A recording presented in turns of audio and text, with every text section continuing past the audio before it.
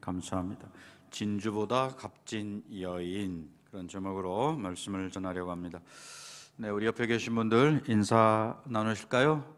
식사 맛있게 하셨습니까? 네, 오후 시간이라 자칫하면 졸리기 쉬운 그런 시간인데요. 이제 오늘까지 해서 잠언의 말씀을 우리가 한 달 동안 살피고, 이제 내일부터는 창세기로부터 구약이 새롭게 시작되겠는데요. 지혜의 말씀, 잠언의 말씀을 살필 수 있도록 하신 하나님께 감사하고, 이 말씀을 통해서 우리 성도들이, 또 우리 다음 세대가 더 지혜롭게 신앙생활하는 그런 은혜가 있기를 바랍니다. 하나님께서 이 인간에게 자기 형상을 따라 우리를 지으셨다, 이렇게 이야기하는데, 그 하나님께서 저와 여러분에게 지혜와 또 통찰력을 주신 것을 알게 되었습니다. 잠언이 하나님의 성품, 이 온 세상에, 온 우주 가운데 드러난 이 하나님의 성품을 잘 살펴서 그것을 토대로 해가지고 만들어진 책이 우리 잠언이다, 이렇게 이야기하죠. 그러니까 세상을 들여다보고 또 우리 인간들을 보면서 창조주 하나님이 얼마나 신묘막측하게 우리를 지으셨나 하는 것들을 찾아볼 수 있는 실마리를 찾는 거예요. 정확하게 알 수는 없죠. 오직 이 성경을 통해서만이 우리가 하나님을 명확하게, 분명하게 알 수 있고, 자연 만물과 천지 만물을 통해서는 희미하게나마 이야, 이 광대한 우주가 어떻게 이렇게 질서정연하게 돌아가고 있고 충돌 하나 나지 않고, 또 우리 인간들 몸이 많은 장기와 뼈와 세포와 이런 것들로 되어 있는데 어떻게 이렇게 정말 질서정연하게 잘 돌아가고 있을까, 이런 것들을 우리가 생각하면 그 하나님의 지혜로우심, 하나님의 창조를 감탄할 수밖에 없는데요. 잠언을 우리가 읽으면서 어떻게 사는 게 지혜로운 삶인가, 이런 것들에 대해서 솔로몬의 잠언을 통해서 또 권면을 통해서 우리가 발견하게 되지요. 그런데 오늘 31장 1절은 르무엘 왕이 말씀한 바 곧 그의 어머니가 그를 훈계한 잠언, 르무엘의 어머니가 르무엘에게 준 잠언이다, 이런 내용이 있고요. 또 하나 앞에 가면 30장 1절에 보면 누가 썼습니까? 야게의 아들 아굴의 잠언, 아굴의 잠언이다, 이런 말씀이 있어요. 잠언서 1장 1절은 솔로몬, 즉 다윗의 아들 솔로몬의 잠언인데, 여기 30장 1절은 아굴의 잠언이라고 되어 있고, 31장 1절은 르무엘 왕의 어머니가 준 잠언이다, 이렇게 되어 있습니다. 근데 재미있는 사실은 그 1장 1절이나 또는 10장 1절 아니면 25장 1절 솔로몬의 잠언 할 때, 그 잠언이라는 그 히브리 말은 마샬이라는 말인데, 영어 성경에서는 이것을 프로버브, 즉 격언, 속담 이런 단어로 번역을 해 놓았고, 30장 1절이나 31장 1절은 좀 다른 단어를 썼어요. 마사라는 말인데, 영어로 굳이 보자면 그것은 예언이나 또는 신탁, 하나님께서 선지자에게 말씀을 주실 때 쓰던 그런 단어를 써서, 여기 아굴 또는 르무엘의 어머니가 하나님으로부터 계시의 말씀을 받아서 전해주는 것, 그런 의미입니다. 보통 유대인들은 아버지가 집에서 율법을 가르치고 예배를 인도하고 하는 일들을 아버지의 의무로 이렇게 되어 있는데, 오늘 여기 31장은 르무엘 왕의 어머니가 하고 있다, 전해주는 말씀, 그런 점에서 좀 특이하다, 독특하다, 이렇게 말할 수 있겠고요. 그러면 여기 르무엘 왕이 누구냐? 성경에 다른 데 나오지도 않는데, 그럴 때 많은 학자들은 이 솔로몬의 다른 이름이라고 이렇게 해석을 합니다. 이 1절부터 9절, 오늘 본문의 앞부분이 해당되는 31장 1절부터 9절까지는 그 어머니가 아들 왕에게 주는 두 가지 충고와 한 가지 권면의 내용으로 되어 있는데, 그 두 가지 충고는 뭐냐면, 하나는 성적인 문란함을 주의해라, 2절과 3절에 그렇게 나와 있고요. 4절부터 7절까지는 술 취하지 말아라, 왕으로서 여러 가지 그런 기회들이 많이 있을 텐데 술 취하지 말아라 라고 하는 그런 내용. 그리고 8절과 9절은 가난한 사람, 또 궁핍한 자, 이런 사람들을 잘 돌보고 변호해 주어라, 이런 내용이거든요. 이제 10절부터 마지막 31절까지 이 22절, 소위 그 현숙한 여인의 시라고 되어 있는 이 시, 10절이 어떻게 시작하냐면, 누가 현숙한 여인을 찾아 얻겠느냐, 이렇게 시작하잖아요.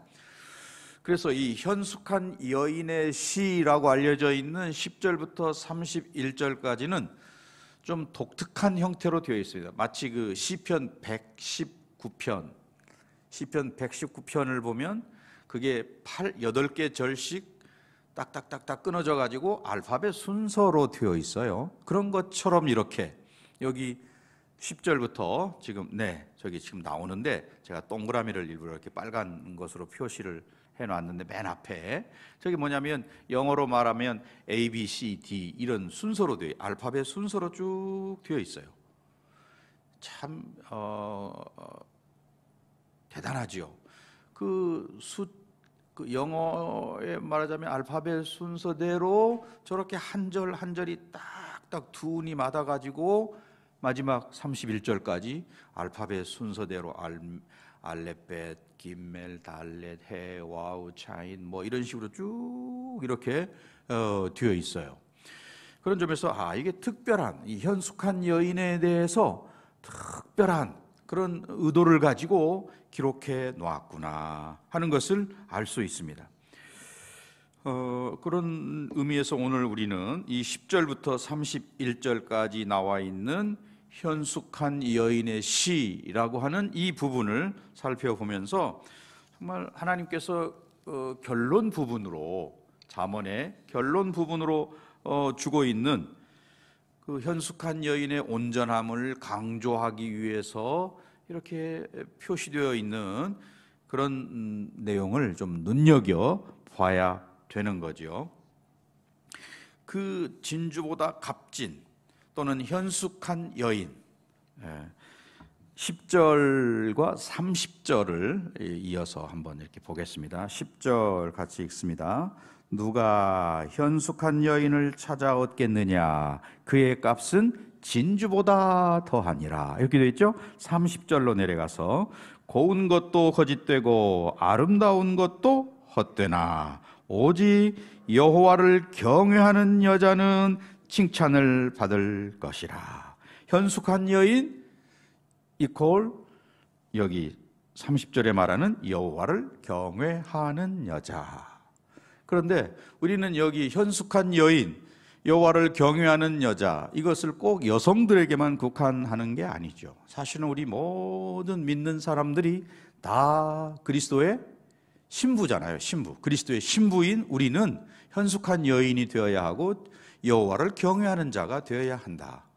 즉 잠언서의 말씀이 그냥 단순히 세상에서 이렇게 사는 게 지혜로운 거야, 처세술, 인간관계 이런 것만을 말하는 게 아니고, 사실은 참 지혜가 예수 그리스도라고 말씀을 드렸죠.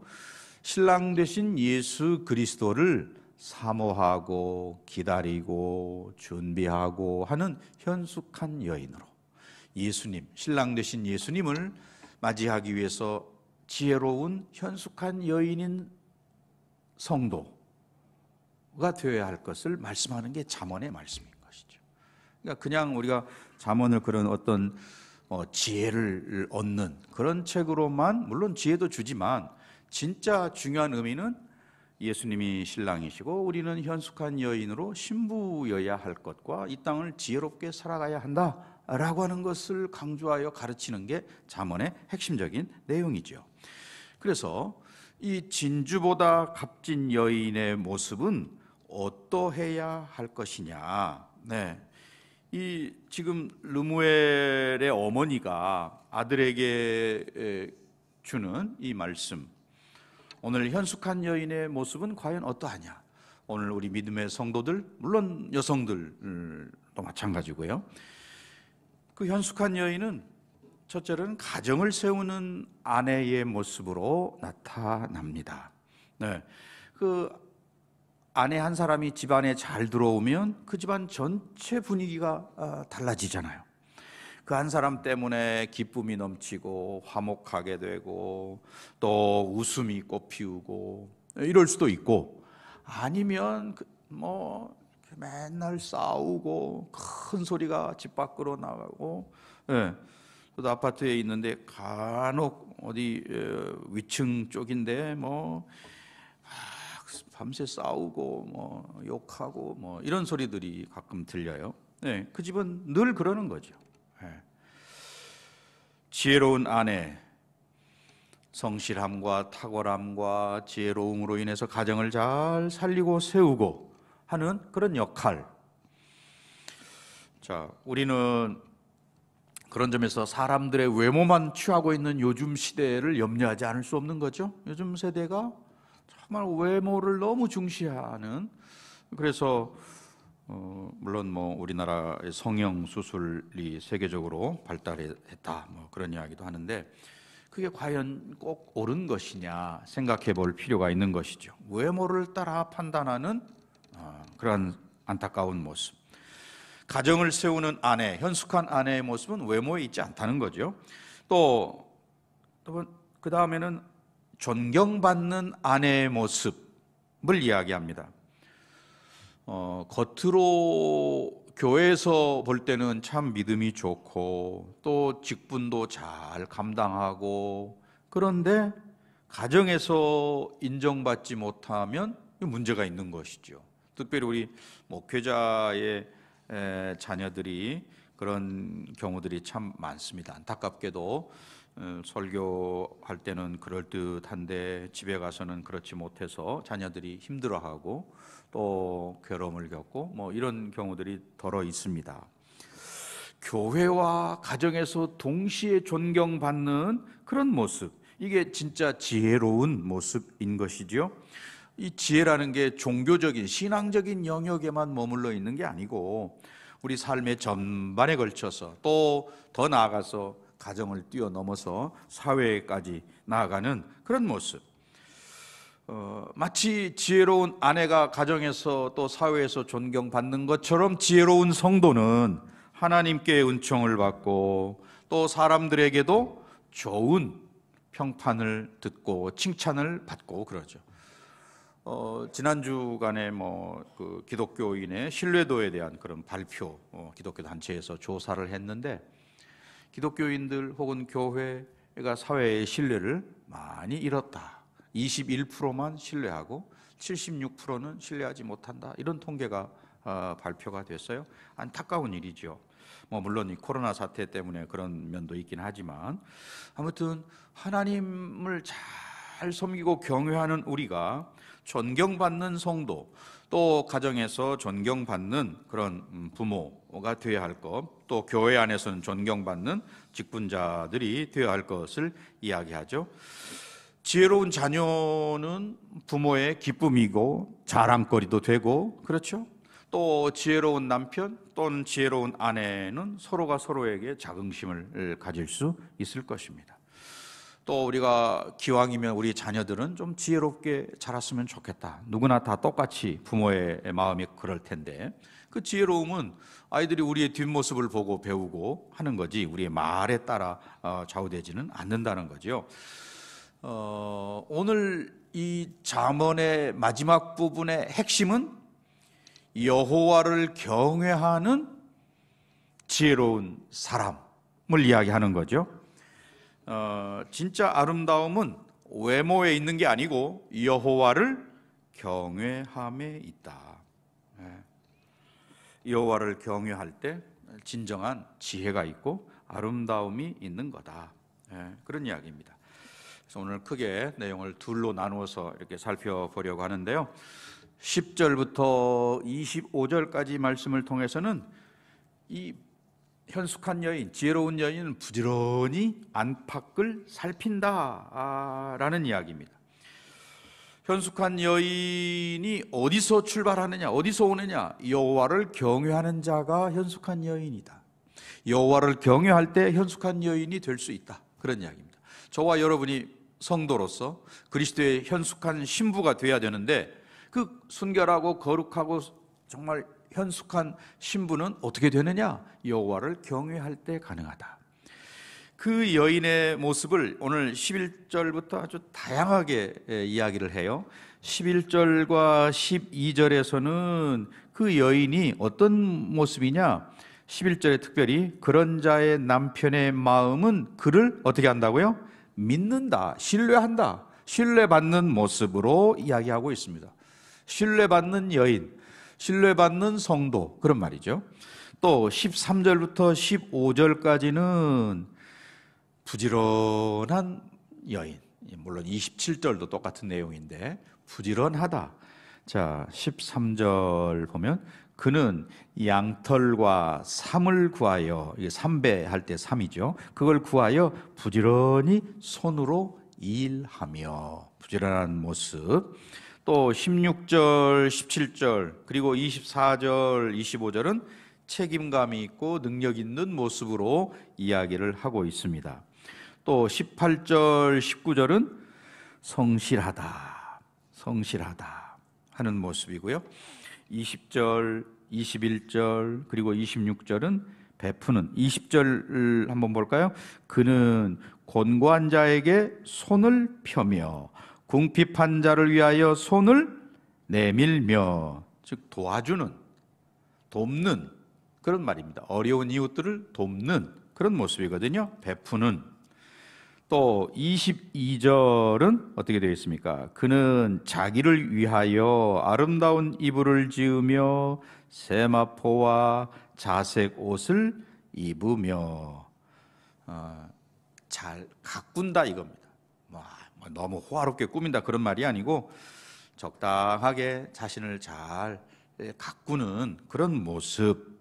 또 23절 그리고 28절부터 마지막까지는 돕는 배필의 모습. 23절 한번 읽어볼까요? 그의 남편은 그 땅의 장로들과 함께 성문에 앉으며 사람들의 인정을 받으며. 현숙한 여인의 남편이 장로들과 함께 성문에 앉는다. 이 장로들과 함께 성문에 앉아서 뭐 하냐면 주로 재판을 하고 존경을 받는 그런 자리에 앉는다, 그런 말이죠. 현숙한 여인으로 말미암아서 되어지는 그런 일입니다. 네. 자, 이런 점에서 정말 우리가 하나님의 은혜로 이렇게 다른 사람들과의 관계에서, 특별히 여기 본문에서 계속 이야기하고 있는 현숙한 여인의 모습을 신앙생활뿐만 아니라 우리 가정생활이나 사회생활 속에서도 함께 가져야 한다 하는 그런 내용이고요. 이 현숙한 여인의 모습, 성경에 뭐 많이 나오지만 특별히 사무엘상 25장에 가면 아비가일, 나발의 아내 아비가일의 현명함, 현숙함이 나오지요. 다윗이 이제 사울 왕에게 쫓겨서 저 갈멜 광야로 부하들하고 이렇게 갔습니다. 그때 많은 무리들이 따랐기 때문에 그들 다 먹여 살릴 책임이 다윗에게 있죠. 그 당시 그 주변에 있는 갈멜 광야 지역 주변에 있는 많은 목축업자들, 그 중에 나발이라는 사람이 있습니다. 나발은 양이 한 3,000마리, 염소가 1,000마리 정도 되니까 굉장히 큰 목장을 경영하는 그런 사람이죠. 그러니까 당연히 다윗이 거기 있으면 그 주변에 뭐 도둑, 남의 걸 빼앗아가고 하는 이런 사람들이 얼씬거리지 못하거든요. 그러니까 뭐 보호세 명목으로 다윗과 그의 부하들에게 먹을 것을 공급하고, 그래서 이 다윗이 먹을 게 떨어져서 나발의 부하를 보내면서 좀 가서 먹을 걸 얻어와라. 그랬더니 이 나발이 그걸 거부하고 더군다나 다윗을 모욕하는 그런 말을 했어요. 사무엘상 25장 9절 10절에 보면 제가 현대인의 성경으로 좀 읽어보겠습니다. 이 다윗이란 사람은 도대체 누구요? 나는 그에 대해서 들어본 적이 없소. 요즘은 자기 주인에게서 도망 나온 종들이 많이 있단 말이요. 내가 내 빵과 물과 내 양털 깎는 자를 위해 잡은 고기를 가져다가 어디서 왔는지 알지도 못하는 사람들에게 주어야 한단 말이요. 네, 이렇게 지금 이야기를 했습니다. 그러니까 이 말은 뭐냐면 다윗이라는 사람, 주인한테 도망 나온 종과 같은 그런 사람한테 내가 먹을 걸 줘야 한단 말이요. 뭐 이런 식으로 이야기를 한 거죠. 그 이야기를 와서 전하니까 다윗이 화가 나서 다 그 집안을 다 쓸어버리겠다 이러고 이제 부하들을 데리고 출발하러 했습니다. 그 집을 다 없애버리려고. 그런데 이 나발의 부인인 아비가일이 그 이야기를 전해 듣고 야, 큰일 났구나. 그래가지고 빨리 먹을 걸 챙겨가지고 다윗이 오는 길목으로 먼저 가서 그 길목을 지키고 있다가 다윗에게 엎드려 호소합니다. 내 남편은 참 무지한 사람입니다. 내 남편은 이름 그대로 미련한 자입니다. 이 나발이라는 이름의 뜻이 미련한 자 그런 뜻이 있다고 하죠. 제발 내가 대신 용서를 비니 이 예물을 받으시고 노를 푸옵소서. 이렇게 이제 간청을 했습니다. 그래서 다윗이 그걸 받아들이고 노를 풀고 이제 돌아갔고요. 그러니까 그 아비가일의 지혜로움을 우리가 보는 거잖아요. 그 지혜의 힘이 이렇구나. 그 남편도 살리고 집안도 살리고 그 집에 있는 모든 뭐 양이든 뭐든 이런 것들을 다 살리는구나. 그래서 이제 아비가일이 집에 돌아가 가지고 남편 나발을 보니까 술에 취해서 그냥 이렇게 쓰러져 있어서 나중에 술이 깬 뒤에 남편에게 자초지종을 쭉 이야기하니까 이 나발이 충격을 받고 야, 이 사람이 나를 진짜로 죽이러 왔구나 하는 사실에 대해 충격을 받고 시름시름 앓다가 열흘 만에 이제 나발이 죽게 됩니다. 그리고 나중에 다윗이 그 아비가일의 지혜로움을 보고 나중에 그 아비가일을 아내로 맞이하게 되는 거죠. 네, 이 현숙하다 또는 지혜롭다 다 같은 말입니다. 하나님께서 우리들에게 요구하시는 바가 이런 지혜로움이죠. 이 악한 세상 속에 살고 있는 저와 여러분이 그냥 세상과 똑같이 이렇게 사는 게 아니고 이 악한 세상 속에서 지혜로운 아비가일과 같은 그런 모습으로 세상을 살아가기를 원하시는 것이죠. 우리가 기도할 때에도 그저 나와 내 가정 혹은 내 자녀들만을 위해서 기도하는 게 아니고 이웃을 위해서 또 다른 성도들과 또 목원들과 어려움 당하는 그런 분들을 위해서 하나님께서 우리가 혼자만 잘 살기를 원하시는 분이 아니잖아요.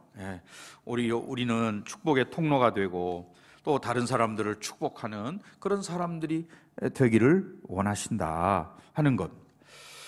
자, 그런 점에서 오늘 이 현숙한 여인이 누구냐 이런 여러 본문에서 이야기하고 있는 이러한 모습들을 갖는 게 우리 성도로서 올바른 신앙의 자세라고 하는 것을 깨닫게 되었고요. 모두가 이 아비가일 같은 그런 신앙인이 돼야죠. 두 번째는 이 하나님을 경외하는 지혜가 26절부터 이제 마지막 31절까지 나오는데 지혜로운 사람의 모습이 우린 앞에서 이웃을 잘 대하는 사람이구나. 아비가일에게서도 똑같이 보는 건데요. 더불어서 이웃을 잘 대하는 그런 것과 더불어서 미래를 지혜롭게 준비하는 모습이어야 하겠는데 이런 것들이 어디에서 나올 수 있는가? 이런 지혜로움이 어디서 얻어지는 것인가? 그런 말이죠. 오늘 성경은 이 잠언서 31장은 여호와를 경외함에서 온다 이렇게 말합니다. 진정한 지혜, 참된 지혜가 하나님을 경외하는 자에게 주어진다라고 말합니다. 여기 하나님을 경외한다는 말을 우리가 너무 자주 사용하는 말인데 하나님을 경외한다는 말은 하나님을 향한 경건한 존경을 경외 이렇게 표현하겠죠. 어떤 공포를 갖는다 말이 아니고 하나님을 알면 알수록 더 하나님을 높이게 되고 또 하나님을 사랑하면 사랑할수록 그를 가까이 하고자 하는 마음이 우리 안에 더 많이 생기는 거죠. 이게 경외지요. 또 하나님을 온전히 신뢰하게 될 때에 우리가 온전한 경외함을 나타낼 수 있습니다. 그런데 오늘날 많은 성도들이 하나님은 사랑의 하나님이셔, 내가 죄를 막 이렇게 짓고 그냥 용서를 구하면 다 용서하시지. 물론 하나님은 용서하시지요. 그러나 그걸 기회로 해서 우리가 더 거룩하고 경건해지고 또 말씀대로 살려고 몸부림치고 이런 게 없이 그냥 내 감정대로, 내 욕심대로, 인간의 본성대로 이렇게 살다가 하나님 앞에 나와서 하나님 용서해 주세요, 이렇게 하는 것은 하나님을 경외하는 태도는 아니죠. 오히려 반대로 하나님을 만홀히 여기는 것이라고 성경은 이야기합니다. 그런 점에서 우리가 여호와를 경외한다는 게 뭐냐 하는 것을 제대로 알아야지요. 하나님을 사랑하고 하나님을 더 신뢰하면 신뢰할수록 어떻게 될까요? 어떻게든 내가 하나님을 더 기쁘시게 드려야 되겠구나. 어떻게 하는 게 하나님을 기쁘게 해드리는 일이 될까? 이걸 생각한다는 거죠. 오늘 저와 여러분이 정말 하나님을 경외하는 그런 믿음의 태도, 하나님을 온전히 경외하는 주의 백성들 되시기를 바랍니다. 이 오늘 잠언서의 결론의 말씀인 것이죠. 그렇다면 여러분, 지금 우리는 무엇을 두려워하고 있습니까? 하나님보다 더 두려워하는 대상이 어쩌면 요즘 사람들에게는 뭘까요? 코로나 바이러스, 보이지도 않는. 또 좀 정확하게 말하면 사실은 우리가 겨울에 독감으로 죽는 숫자보다 훨씬 더 코로나로 죽는 숫자가 적죠. 적습니다. 많이 적어요. 그런데 우리는 이 독감으로 죽는 것보다 이 코로나 바이러스, 눈에 보이지도 않는 이것 때문에 막 두려워서 너무 두려움을 가지고 있는 이런 모습을 우리가 보이고 있습니다. 이게 과연 지혜로울까 한번 생각을 해봐야죠. 하나님을 경외하는 그런 믿음의 성도로서 우리가 이 땅을 어떻게 살아야 할까? 내 생명이 하나님 장중에 있다, 하나님 주권 아래 있다, 이런 믿음이 흔들리고 있지는 않는가? 그래서 평안을 잃어버리고 두렵고 우울하고 또 그러다 보니까 속에 분노가 쌓이고 이렇게 살아가면 이게 과연 하나님이 원하시는 걸까? 이게 정말 지혜로운, 현숙하다고 말할 수 있을까? 이런 것들을 생각해 봐야지요. 자, 오늘 이제 결론의 말씀을 전하고자 하는데요. 잠언 1장이 솔로몬의 잠언이죠. 다윗의 아들 솔로몬의 잠언으로 시작하는데 결론에 와서는 현숙한 여인으로 끝을 맺고 있습니다. 그렇죠? 네. 왜 그럴까? 한번 생각해 봐야 되겠습니다. 잠언서가 단순히 어떤 삶의 지혜만 우리에게 말하는 거냐?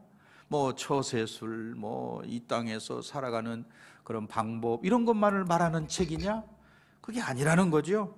결국 왕 되신 그리스도, 그리고 현숙한 신부로서의 교회 또는 성도, 저와 여러분을 이야기하고 있는 거죠.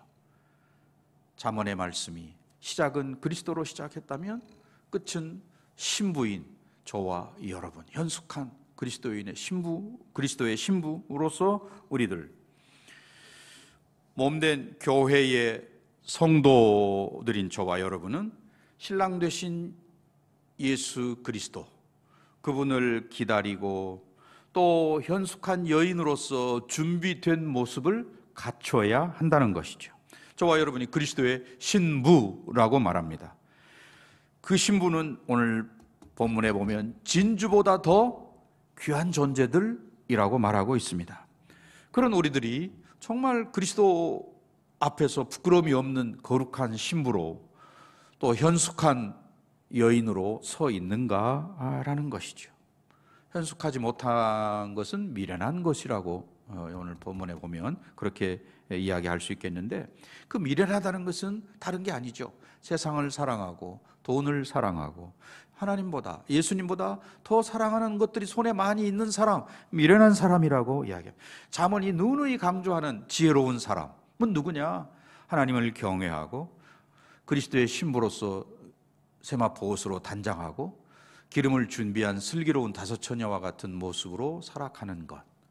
코로나를 핑계로 우리의 신앙이 뒤로 자빠지고 넘어지고 이런 모습이 아니고, 어떤 상황이든지, 아니 이보다 더 어려운 상황이 왜 없겠습니까? 앞으로 더 어려운 상황이 올 수 있겠죠. 성경의 예언대로 하자면 주님 다시 오실 때가 가까우면 가까울수록 더 핍박과 환난과 자연재해와 이런 것들이 더 많이 올 텐데, 그때에 어떻게 하겠느냐. 지금 이 시기에도 이러한데 이보다 더 어려운 시대가 온다면 우리는 어떻게 할 것이냐라는 것을 생각해야죠.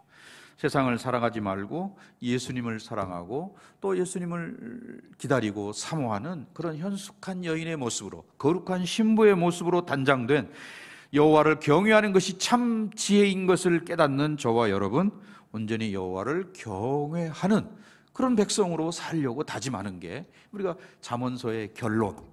현숙한 여인은 진주보다 귀하다고 그러는데, 누가 진주보다 귀한 현숙한 여인이냐? 하나님을 경외하는 자다. 그것을 잠언서가 이야기하기 위해서 솔로몬의 잠언으로 시작해서 현숙한 여인으로 끝을 맺고 있다는 것을 우리가 분명히 깨닫고, 현숙한 여인으로 지혜로운 신앙인으로 살아가는 저와 여러분 되시기를 주의 이름으로 간절히 축원합니다.